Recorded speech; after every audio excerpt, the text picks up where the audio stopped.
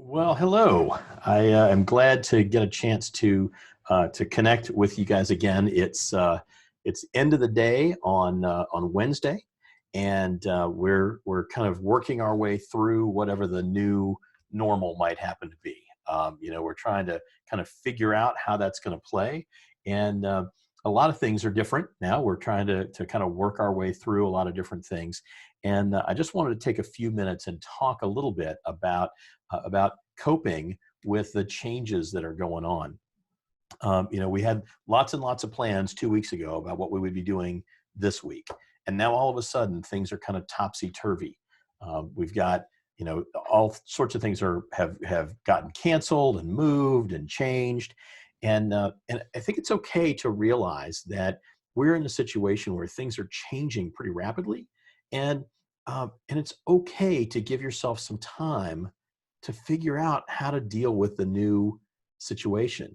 A lot of new tools, a lot of new processes. How do I reach this person when they're not at their desk?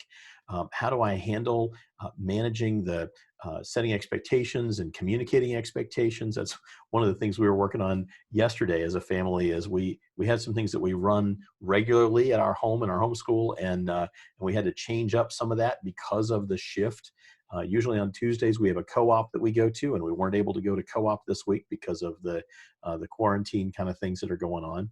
So a lot of things are different, and it's okay to be tired. My wife and I were talking about kind of how how stressful it is, and how tired we are, and that's reasonable. It's a normal thing to be going through this season and being tired.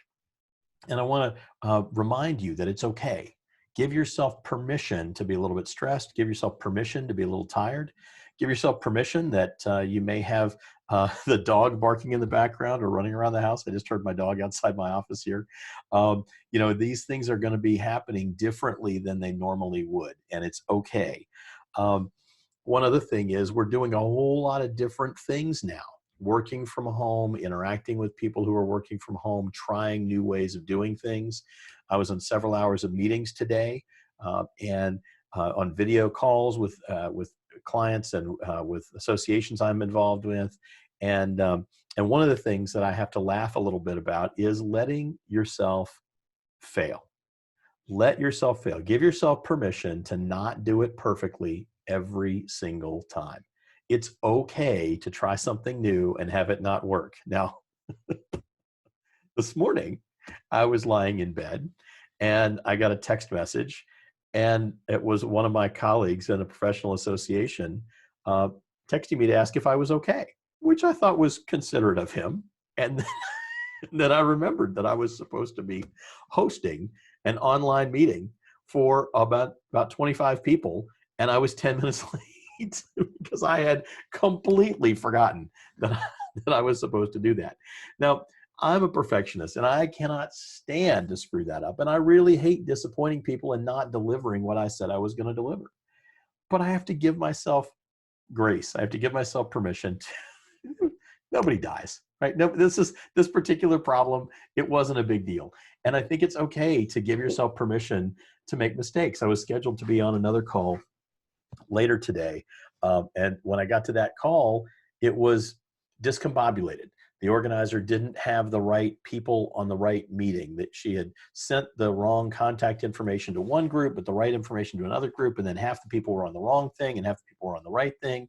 And it took probably 5 or 6 minutes to get that straightened out. Now, I know that that's happening in all kinds of things all over the place. In addition, there's a system that I use for conferencing that just totally was not working. Just totally not working. I was unable to make it work at all today. So I've had to call an audible and set up a Zoom thing instead of running this on this other system. And when I was on this call earlier today, folks were saying, yeah, there is a problem. In fact, one of the things that I heard is lots of these systems are having difficulty scaling for the demand because everybody's using it all of a sudden. And on top of that, what I've heard is that a lot of these systems uh, get clogged up right at the top of the hour because everybody's trying to start their meeting right at the top of the hour. So if you're going to schedule a meeting, you might bump it out to say 10 or 15 minutes after the top of the hour so that you have those systems and that access that will work for you without being clogged up right when everybody else is trying to use it. Um, and the other thing that I wanted to talk about is that it is okay to be stressed. This is a different thing. We're trying new things. We're building new muscles. We're thinking about things in a different way. And it's going to be stressful. Anytime we try something new, it leads us to stress. Now, what's interesting about that is that we're having to form new pathways in our brain. And neuroplasticity is fascinating because we can learn to do all kinds of new things. And you've heard the expression, you can't teach an old dog new tricks. Well, it is harder for us as we get older to try new things and to do things a different way because we're so kind of plugged in our brain to doing them a certain way. However, I'm totally inspired by my uncle, my mom's brother, really stubborn. And I would say David was stubborn to his face. So that's not out of line for me to say that. But he had a significant health crisis and he was left-handed and he had severe pain in his left hand. And he ended up having this disease that took his arm and they had to amputate his left arm. Now he's retirement age and he was still a flight instructor and trying to teach people how to fly airplanes. And at his age, he had to figure out a new way of doing everything because all of a sudden he became right-handed. And I just admire the heck out of him for his attitude and his dogged determination to be able to persevere and be successful in the way that he has decided. And you know what's just, it's nuts. David said, I want to keep working. I want to keep teaching people to fly airplanes. And so he was doing ground school, but you can't fly unless you get an FAA flight surgeon to say you are permitted to fly. And David was so determined to create new pathways in his brain and learn new ways of doing things that he learned how to fly right-handed with no left arm. Now he has to fly with a prosthetic arm, but it's amazing. If my Uncle David can do it, you can do it. You can learn new things. You can try new things. You can grow. That's what inspires me when I get frustrated about trying to learn something new. And confusion and frustration, they are critically required for a new paradigm. This event is going to cause a new paradigm. There'll be new ways of doing things that we aren't doing today. We're all going to learn from this and grow. And that's okay. The last thing I wanted to talk about for just a couple of minutes is fear. I was talking with a friend who owns a business earlier today, and he said, I kind of go back and forth between being afraid and being optimistic. And he said, I'm not sure how to manage that. No, not sure where I should land. The fact is, we don't know the answers to so many things that are going on out there. Now, I would say that my faith gives me confidence in the midst of uncertainty. My faith that God is good and he's loving and he's kind and he will take care of us. Now, that doesn't mean we won't suffer. We may endure suffering, but we know, those of us who are people of faith, that it's going to work out. It'll be okay. Now, if you're navigating this, and my emotions have been on a roller coaster too. Sometimes I'm optimistic, sometimes I'm not so optimistic, and I'm like my friend that I was talking to. I think we have to recognize that a lot of what we're afraid of isn't real. It's our own interpretation, our own perception. It's not factual at all. What is it that we're afraid of? It's Aristotle, I think, said that fear is pain arising from the anticipation of evil. Pain arising from anticipation of evil, not the evil itself. And when you recognize that most of your fear is not based in fact, but based in your emotional reaction to stuff that may not even be right, you can let that go. Another thing is recognizing that we are afraid. I tell my kids that true courage is being scared and doing it anyway. And that's part of our journey, is being able to lead others through this time, is understanding that things are uncertain and it's going to be okay. And we're going to do it anyway. Another idea that I think is important to think about is that life is short and that life is frail. And I think we need to embrace every day as we kind of work our way through life. And we cannot live in such a way that we're constantly on edge that something terrible might happen to us. Also, thinking about how do we change and try and find new things. Fear is what is the cost of progress.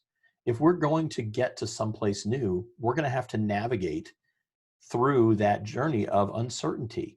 Anyone who leads into uncertainty. And if you have a leader who says they're certain of the outcome, they're either deluded or they're insane because you can't know the future. And many of the things that you try will fail. And I'm a perfectionist. I hate failing too. But failure is the only pathway to change and growth. Um, what is it that lights your fire? What is it that excites you? What is it that you're passionate about that can drive you forward through that season of uncertainty? What can you control? There's certain things that are totally outside your control. The rate of growth of infection from this pandemic is beyond all of our control. We can't control that. What we can do is control the way we react to it. And that's something we have to kind of think about. The only thing we really have much control over at all is our attitude. And most of us don't give any effort to trying to control it. But realistically, we can. We can do that. I sometimes get overwhelmed when I start thinking about the enormity of all the cascading series of challenges that we'll face. You don't have to focus on that. Today has enough trouble of its own. Let's worry about the things that we need to worry about today and let everything else go. We'll get there. We'll get there. What can you feel really good about? Is there something you can tackle that you can say, I knocked this out and I feel really good? Yesterday, I needed to go out to my workshop and piddle around a little bit just to feel like I'd made some progress on some stuff. That's okay for you to do that too. And then the only thing that can really conquer fear is massive action. And so let me encourage you, if you're feeling a little bit concerned, to take some initiative, take massive action, try some things. We will get through this season. Everything's kind of weird and new. We're all coming up with new models and new methods. It's a struggle for sure. Give yourself some time to work through it. Let yourself fail. Kind of laugh at yourself. I have to laugh at myself. I can remember years ago, I would have been tied in knots for days about having screwed up the thing I screwed up this morning. Got to let it go, man. It's okay to be stressed. Change is stressful. And then think about how you're going to manage fear. These are the things that we can be dealing with as we go through this. And it's not just the tasks that we're assigned at work. This is part of the journey. Let me encourage you to persevere. We're going to get through this. We're going to find a new normal. We're going to get settled in, and it's going to be okay. Look forward to talking to you guys again soon.